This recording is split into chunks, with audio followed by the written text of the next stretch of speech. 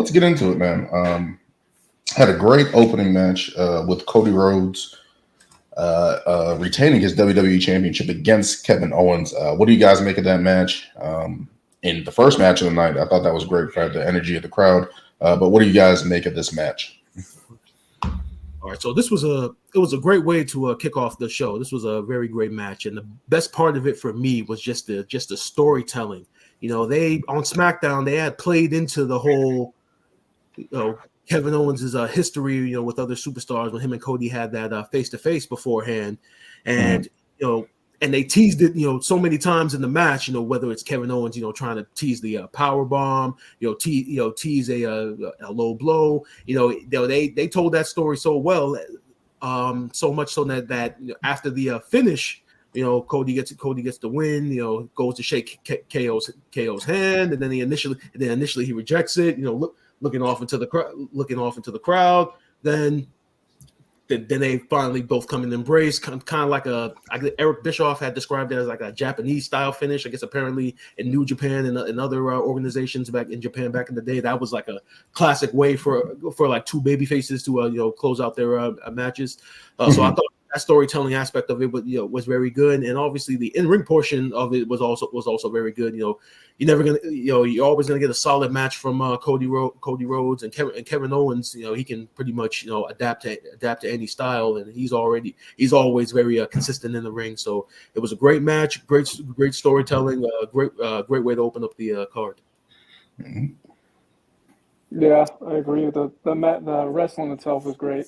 Kept getting the teases of always Kevin about to turn heel. Is he about to turn heel? It never happened, but I still want it to happen. But the storytelling was awesome. But what was I gonna say? Yeah, we need that heel turn to come though. But we need that heel turn. So you're saying you wanted to see the apron powerbomb? That's what you're saying? Yeah, it's just about to happen. Yeah, same thing. Are you still going on? Go ahead. I'm all good. I was still waiting for that heel turn to come, and same thing. I always love that apron powerbomb, especially when the first time we did it to Sammy with the freaking broken nose too in NXT. I was, and honestly, I kind of wanted it because I didn't want this to just be a one and done, and I hope it's not a one and done. But there were also, I don't know if you guys heard this, but some stuff about Kevin's contract, if he's a free agent or he hasn't re-signed yet. So I know there were people talking, could he go to AEW? Obviously he has a lot of friends over there. And, too, could this have been like the one-off? Who knows? But I was hoping that heel turn would kind of cement, another match, another rematch, or but definitely great storytelling, great, I was a little skeptical because it was just kind of like he kind of gave him the title shot, and they did what they could, leading into it, but still a great match. I just hope it's not a one and done.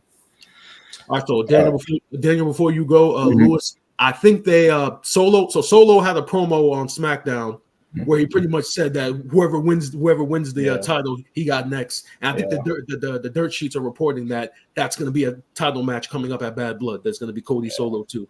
That nobody wants to see. I think they're setting it up. I think they're setting it up for Roman to come back and actually have Jimmy and other people with him, because last time we saw Roman, he got taken out for 4-on-1.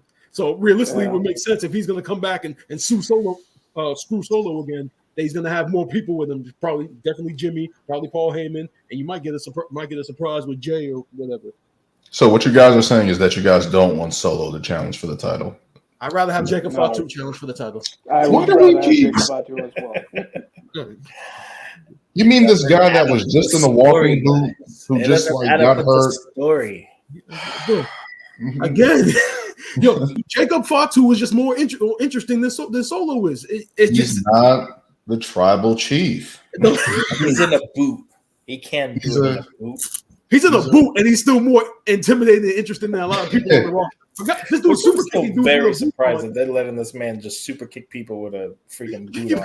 I've never seen that before. And still is intimidating the shit. It isn't like a cast or anything like that. Nope, it's a boot. It's just a boot. I'm like, how injured are you really? I mean,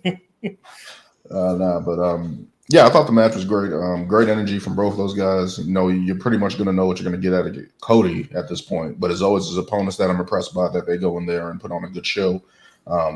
Looking at Kevin Owens, it's just like at some point I'm like, why hasn't he been champion the past couple of years? You know what I mean? But he's always going to put on a great performance with his output. He's always going to tell a story really well in the ring, as we saw there. And Wade Barrett on commentary saying, yeah, why can't he pull the trigger? You know, knowing that Kevin Owens has these things in him. He's like, why can't he pull the trigger to win the big one? And that's why he's not going to win over the course of the match. I thought that was good commentary on by him.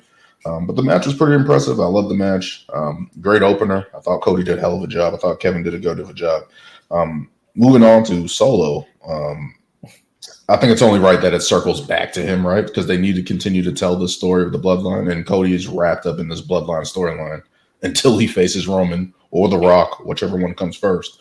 But it's going to be interesting to see what happens on SmackDown.